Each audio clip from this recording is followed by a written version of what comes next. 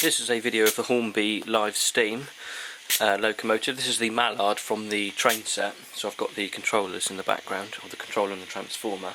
You can see I've just turned the locomotive on. It takes about 7 minutes to warm up. You can see on top of the locomotive above the cab the steam's sort of hissing out. That's the pressure release valve to make sure the pressure doesn't build up too much. So what I'll do is, it was on superheat mode, but I've turned it now down to normal running mode. The controller, you've got the dial for the heat and everything, and you've got a little switch that you click left or right to control the valves of the locomotive. And you can see there's a little red light in the cab. That just means basically it's on like the idle state. If I keep clicking it, the light will eventually go green. It is actually red and green at the moment. I think the little strip on the inside needs to clean out. So it's just green now, so you can see, I don't think you can see it really at all, but it is actually gone green now. So a few clicks and we should, if I give it a bit of a, you can just see the wheels starting to, one more and we should get a bit of, I don't know if you can see it, but the wheels are, yeah, there you go. So you can see it's starting to kick in now. So the more clicks you give it, the valves, I don't really understand it too much because I've only just got this thingy, but you can see the more clicks you go, it starts to speed up. Go one more. And you can see the smoke coming out of the top of the funnel as well. So this is the live steam, it's the Mallard 4468. All the live steam locomotives are LNER livery. I've read it seems to be to do with that the tenders are bigger because they've got the 4 wheels, so they're slightly longer, so they can fit the water boiler in the back. If I give it a bit more, you can see these things are go pretty quick. But it will go quite a bit more than that. Okay, again. See the. And go again. It'll just go quicker. Obviously there is a limit to how fast it will go, but you can see it's quite a quick little machine.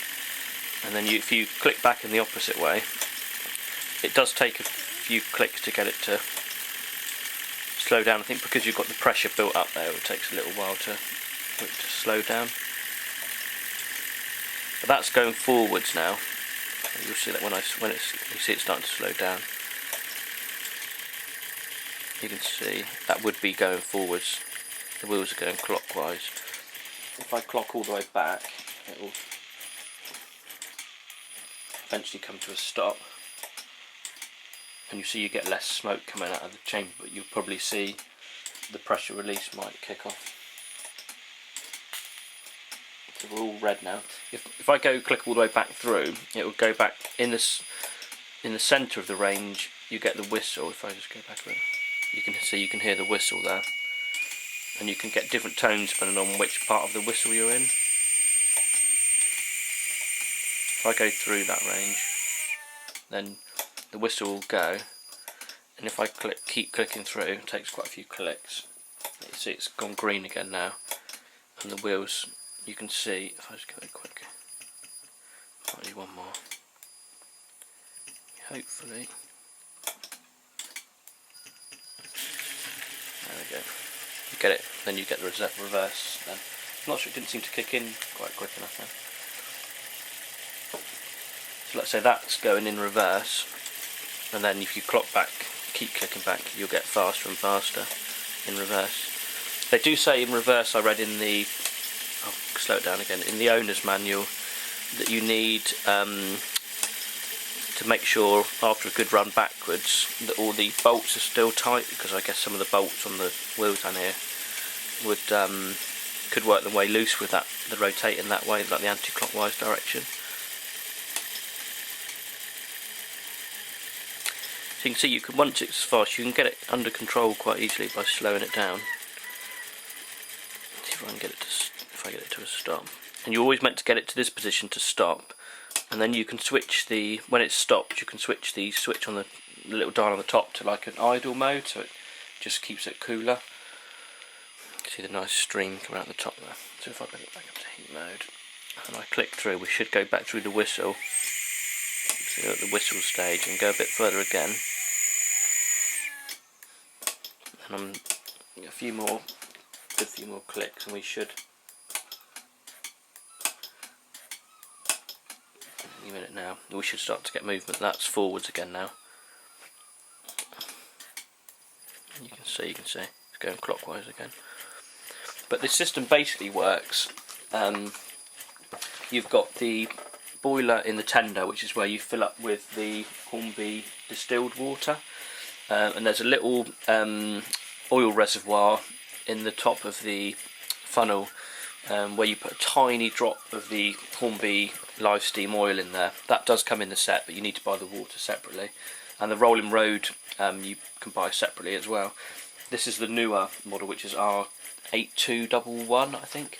And I think the difference between this is for 12 volt or live steam, but I think the difference is that this has power onto these wheels. So if you wanted to run just a normal 12 volt smaller steam engine on there, then you could do that as well. I'm not sure if it would work for for DCC. I don't see why not, but I don't know. I've never tried it. But you've got the oil reservoir, which pumps the oil all round the in the system, like the all the steam chests and everything, and the valves and everything. That's all fed by the oil. And then you've got a little pipe between the locomotive and the tender, which the water feeds through, the boiled water once it's been boiled in the boiler in the tender. But what I'll do shortly, I'll wait for it to cool down. I'll try and get the bodies off, and I'll do a run-in video again. I'll probably do it on a separate video without the covers on, so you can see exactly what's going on. But if anyone's got any questions, I'm quite new to it, like I say. This is probably about my 5th run with it, because I only got it a couple of weeks ago. So, but yeah, any questions, I'll try and help out, and I'll put a good website link on the comment as well. So that's quite handy to get quite a bit more information. And Hornby customer services are really good on the live steam as well. If you've got any problems, they can send you some documents and everything to help you out, troubleshooting guides, so that's really helpful as well. So I'll just slow it down and put it onto the whistle. I think it's good to click it through. You can hold the switch to click it through the range a lot more faster, like I was doing around the whistle earlier. But I think it's probably good practice when it's actually running to just do it a click at a time, rather than, you know, controlling the valves really quickly. So I'll wait for it to stop, like there, and then I'll run back through. There we go. And it's, like I say, it's good practice to leave it on the when it's solely on the red. There is the green light as well. Like I say, I think the little stick needs cleaning, which is quite common inside the main engine. So I'll put it down to idle, and then I'll switch it off. And there's a switch on the back of the controller, switch off as well. If the water level gets too low, then the controller makes a buzzing, like a whistle noise, and it cuts out. So you've got the protection that the water won't go dry, because they recommend 25 millilitres in the boiler should last you sort of like a 20 to 25 minute run. But what I can sometimes do is after a run, I drain all the water out, put it back in the bottle.